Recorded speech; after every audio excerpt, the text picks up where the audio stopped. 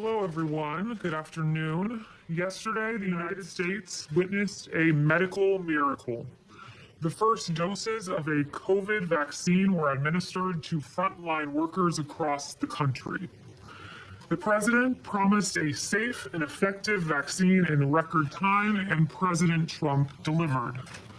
Earlier this year, we heard from several news outlets and so-called fact checks that President Trump would need, quote, a miracle to be right. That was an NBC News article. We were told, according to Helpline, quote, a vaccine will still take more than a year to develop. USA Today warned us that, quote, despite medical researchers' progress, a vaccine, quote, was more than a year away. And National Geographic even told us that achieving a vaccine within, quote, a year to 18 months would be absolutely unprecedented, end quote. These reports deserve their own fact check. False. President Trump has not only been the optimist, hopeful to achieve a vaccine by year's end, he has also been a leader. Through Operation Warp Speed, President Trump, the businessman, and the president, as the innovator, has succeeded. President Trump directed military logistics experts at the Department of Defense to partner with health experts at Health and Human Services to ensure prompt delivery of vaccines and equipment. This includes the appointment of 4-star General Perna, who oversees the global supply chain and readiness for the United States Army, as Operation Warp Speed's chief operating officer.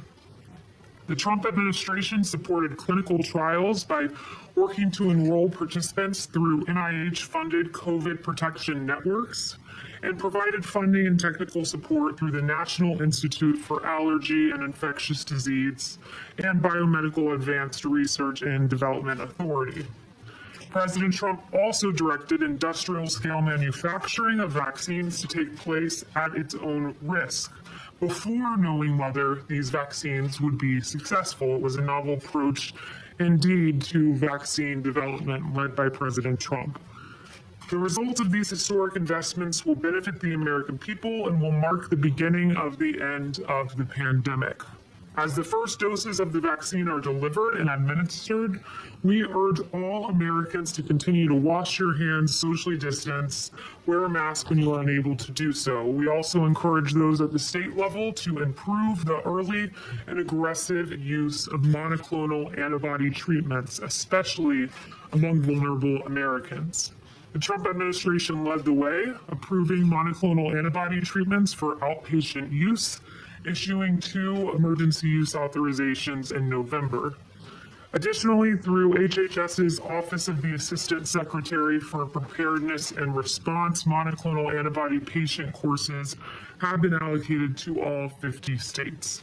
Together, these steps can play a significant role changing the course of the virus. Thank you to President Trump, and with that, I will take questions. Ben. Now that the Electoral College has voted, does the president acknowledge that Joe Biden is the president-elect? Does he have any plans to invite him to the White House? The president is still involved in ongoing litigation related to the election. Yesterday's vote was one step in the constitutional process, so I will leave that to him and refer you to the campaign for more on that litigation. Reaction to Leader McConnell today congratulating Joe Biden and calling him the president-elect. I haven't gotten the president's reaction to that yet, but the president, again, is pursuing ongoing litigation. Would refer you to the campaign for further. For the litigation, if the votes have been certified, if the Electoral College has voted, there doesn't seem to be a legal recourse at this point. The campaign would have more specifics for you on legal recourse, but yesterday was one step in the constitutional process leading up to the January 20th date in the Constitution. Does the president plan to take the vaccine and really do it in a public way to inspire confidence among people? So the president currently at this moment has said he is absolutely open to taking the vaccine. He's been emphatic about that to me privately and to you all publicly. But he did recently recover from COVID. He has the continued protective effects of the monoclonal antibody cocktail that I mentioned.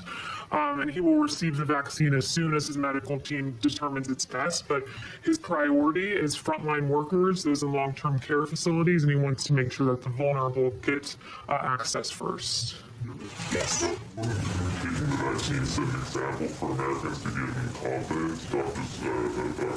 Fauci, as well as some others, slowly both said today that they think President Trump should get the vaccine if they, because for himself, if he just set an example.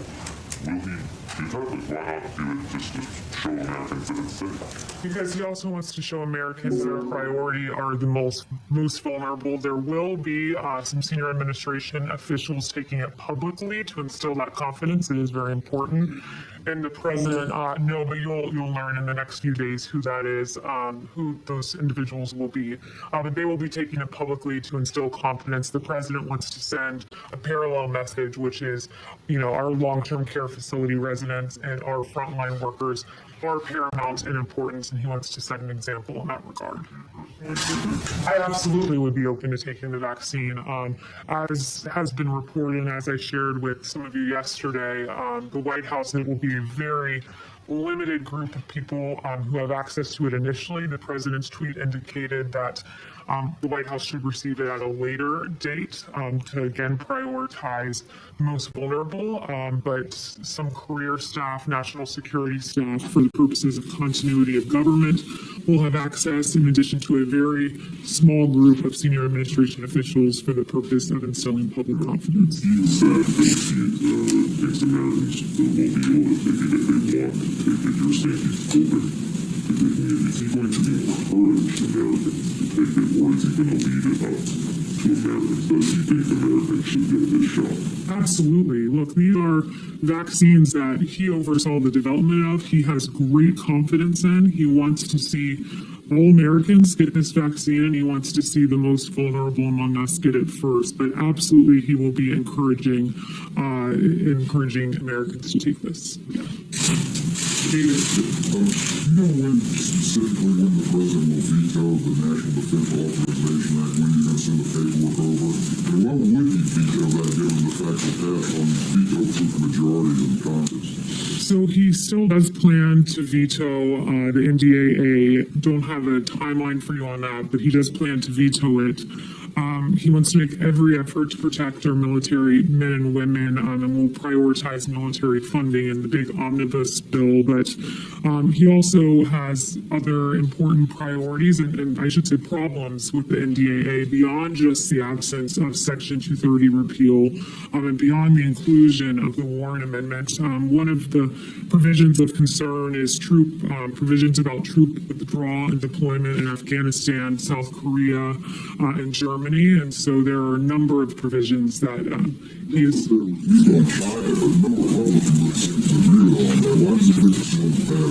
So by not including a Section 230 repeal, what you're in effect allowing is Twitter to continue to not censor Chinese propaganda. Recently, there was a tweet by the Chinese Embassy in the United States about the Xinjiang province and allowing all citizens to enjoy the same rights, including freedom of religion. That clearly is not the case, as the Uyghurs have been absolutely tortured in that province. There was another tweet that they allowed about the virus originating in Wuhan. They said it did not originate in Wuhan. That obviously is Chinese disinformation, and the president's priority is to ensure that that isn't permitted. Yes. Did Mitch McConnell give the president a heads up that he was going to talk about Biden on the floor today? I'm not sure if he had any call with him prior to making that statement. Is Secretary Mnuchin or Chief Meadows going to be involved in this bipartisan meeting that's happening on the Hill today at 4 o'clock about COVID? I believe that's just congressional leaders meeting, but I'll get back to you if there is a White House presence there. But what I can tell you is that the White House has had a continuous presence in the stimulus talks leading on this for months, trying to get this phase 4 passed. And when I spoke with the chief about this again this morning, he noted that Nancy Pelosi has really been standing in the way of the deal, going back prior to the election when she was anti-stimulus these checks, something the president has been vocal about wanting. And then after the election, according to her, quote, she can now support these checks because of a, quote, new president were her words, which is appalling to think that politics was playing into COVID relief for the American people. And she stood against liability protection. This is protection for our small businesses so that they're not held liable for COVID incidences through no fault of their own. And she's really playing up to the trial lawyers and imposing liability protection, which should be something that's just mere common sense. Question about confirmations of Biden's cabinet picks. President Trump had the benefit of the Senate starting hearings and starting the process before he was inaugurated in January 2017. Does the president oppose the Senate taking up Joe Biden's nominees before the inauguration? I think that's a hypothetical, and he won't get ahead of that activity actually happening. But he has taken all statutory requirements necessary to either ensure a smooth transition or a continuation of power. Yes. Thanks, Kayleigh. Given the success of Operation Warp Speed, why hasn't President Trump been more visible during this initial vaccine rollout? You have the vice president in Indiana today. Where's President Trump? President Trump's been hard at work on COVID behind the scenes. Just because you don't see him at the podium every day doesn't mean that he's not aggressively pursuing actions on behalf of the American people. He's briefed on COVID regularly, and I'm here speaking with you guys. Others are out communicating this information. Yeah. Could you comment on the Russian hackers breaching several federal agencies? How serious was this breach, and is the Trump administration considering retaliating? Look, the U.S. government, we're aware of all of these reports. We're taking all necessary steps to identify and remedy any possible issues related to the situation. As one step in that process, CISA has issued an emergency directive on Sunday night for all federal civilian agencies to review their networks for indicators of compromise and disconnect or to power down SolarWinds Orion products immediately. So we are taking a hard look on this and obviously take any sort of cyber hacks very seriously. And just one more question on Russia. Since Russian President Vladimir Putin has congratulated President-elect Joe Biden, any comment on that from the Russian president? No comment on that. I'll leave it to the president to react to that. Has he spoken to President Trump? Not that I'm aware of. No. Let's see. Does the president intend to run for election in 2024, and would you like to be part of that campaign? I will leave that to the president, but he's still pursuing ongoing litigation at the moment for this election. Tom. Thanks. President Trump supported the Texas lawsuit at the Supreme Court, and the lawsuit that President-elect Biden called an assault on democracy. How is it not anti-democratic to try to nullify 20 million votes?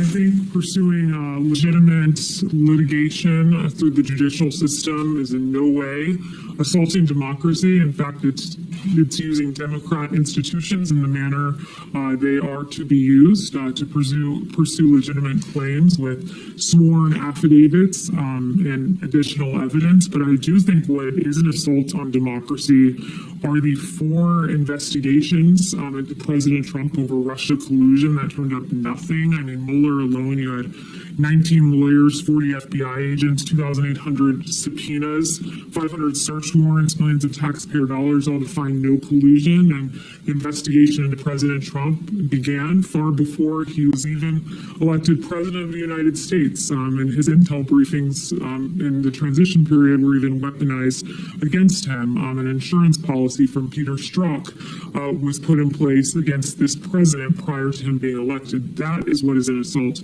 on democracy. Blake. Anyway, last year, but just to hold down, I was asked about the vaccine.